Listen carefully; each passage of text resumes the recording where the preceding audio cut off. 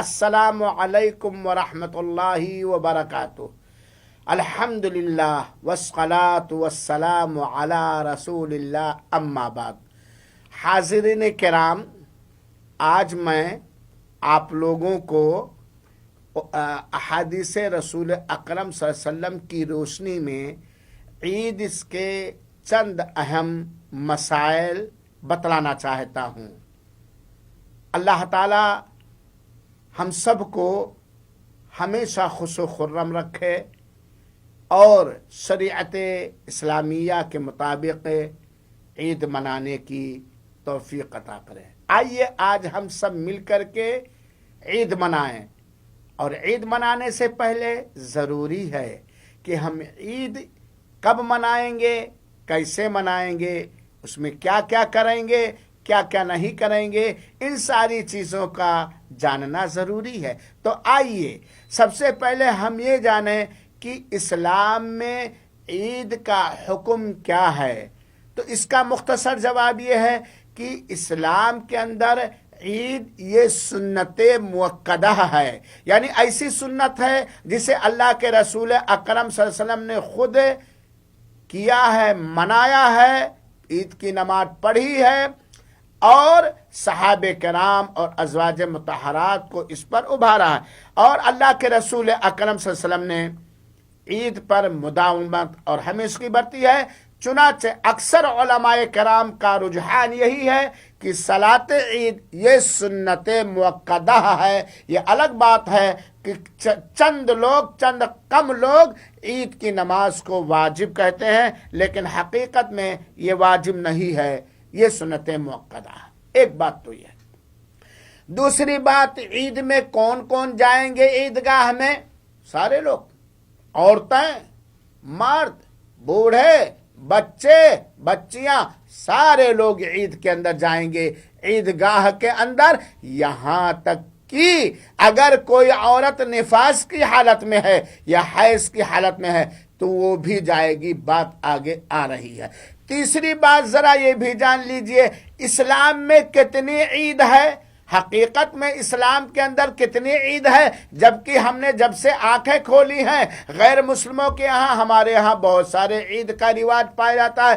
یاد رکھیے گا میرے بھائیوں ساتھیوں، وہ اسلام جس کو مان کر ایک آدمی مسلمان ہوتا ہے، وہ اسلام جو اللہ تعالیٰ نے جبریل امین کے ذریعہ احمد مصطفیٰ پیارے حبیب صلی اللہ علیہ وسلم پر اتارا ہے، اس اسلام کے اندر صرف دو عید ہے، اور وہ ہے عید الفطر جس کو میٹھی عید یا سویاں والی عید کہا جاتا ہے، اور ایک ہے عید الاضحیٰ جسے قربانی کا عید کہا جاتا ہے۔ اور اللہ کا شکریہ احسان ہے، یہ دونوں عیدیں جو اسلام کے اندر صرف دو عید ہے، ہمارے رسول اکرم صلی اللہ علیہ وسلم نے، صحابہ کرام نے، خلفائے راشدین نے یہی دو عید منائی ہے۔ عید الفطر جو رمضان کے بعد 1 شوال کو ہوتی ہے، عید الاضحیٰ جو 10 ذی الحجہ کو قربانی کی عید ہے۔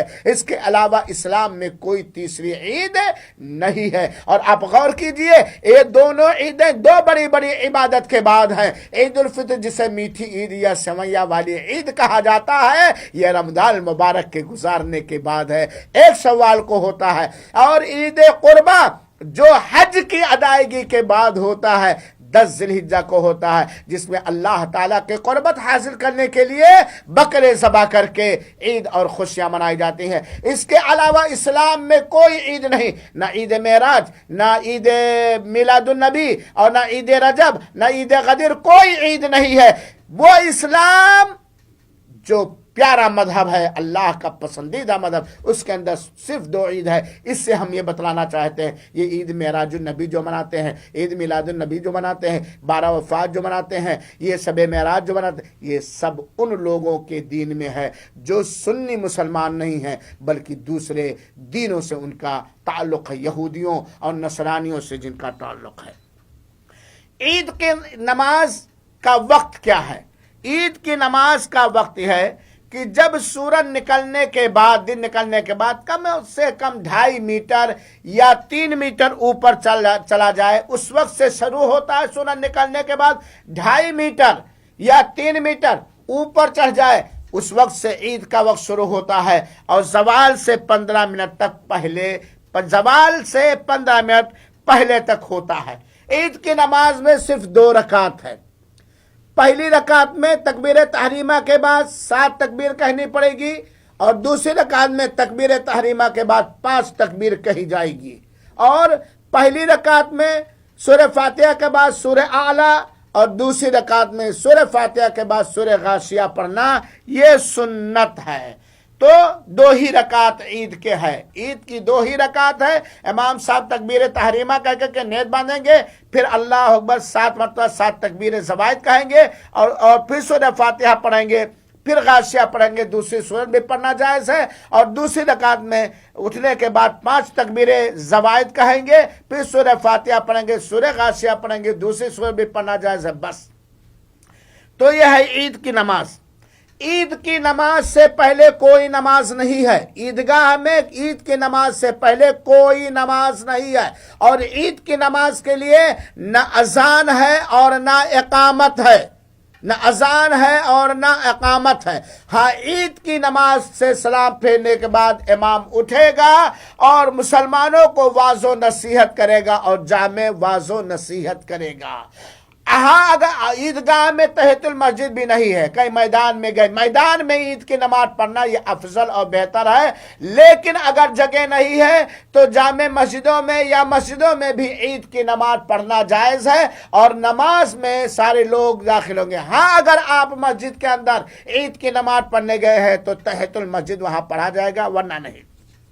آئیے چلتے چلتے مختصر طور پہ عید کے چند آداب ہم سیکھ لیں.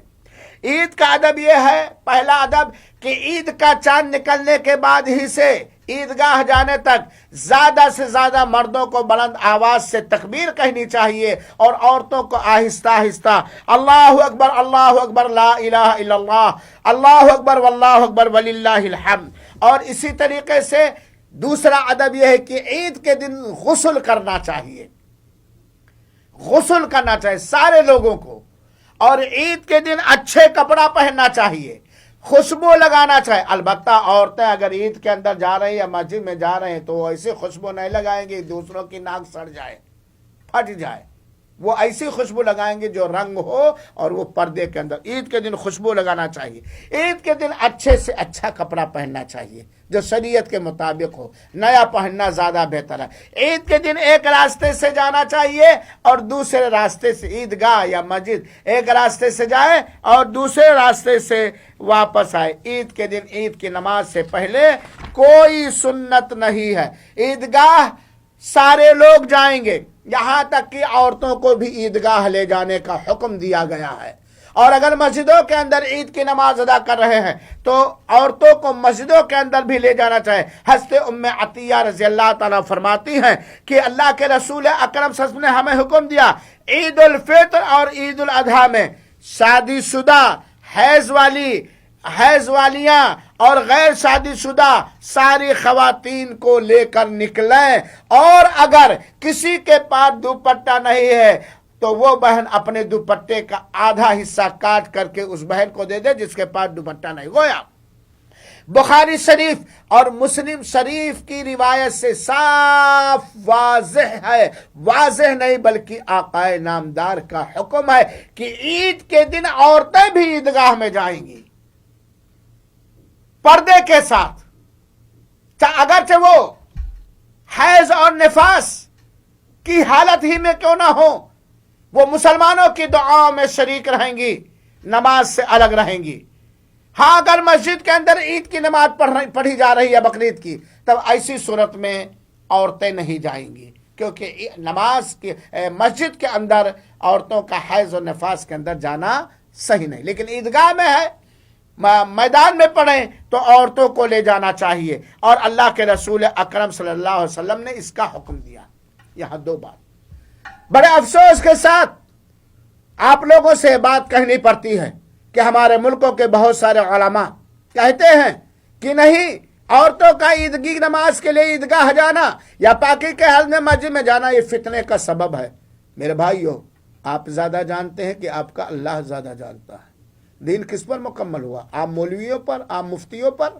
دین سب سے بڑے عالم جو محسن انسانیت ہیں اللہ کے رسول اکرم صلی اللہ علیہ وسلم بتائیں.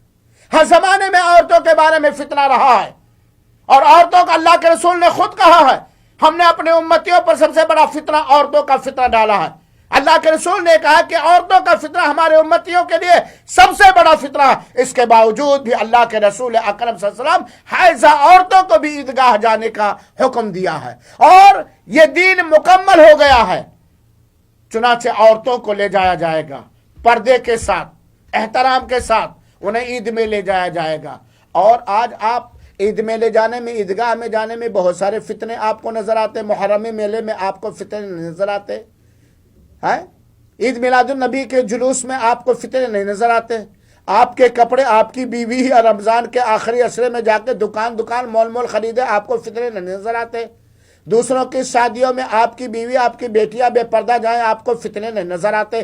جہاں رحمت ان کو ملنی ہے، جہاں دعائیں ان کو ملنی ہے، جہاں انہیں واعظ و نصیحت کی بات سننے کا موقع ملے گا، وہاں آپ لوگوں کو فتنہ نظر آتا. اللہ سے ڈرو.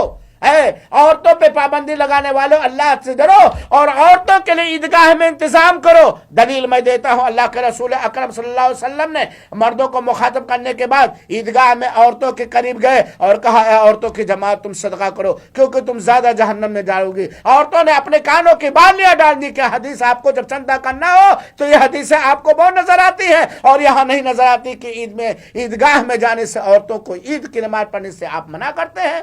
تو چنانچہ میرے بھائیوں جانا چاہیے عید کے دن ایک دوسرے کو مبارکبادی بھی دینا چاہیے. کیا کہہ کر کے تقبل اللہ منا من کا صالح الاعمال. یہ چند مسائل تھے اور عید کے دن جو خلاف شریعت کام ہوتی ہے میں آگے والے درس میں بتلانے کی کوشش کروں گا. وجزاکم اللہ احسن الجزا.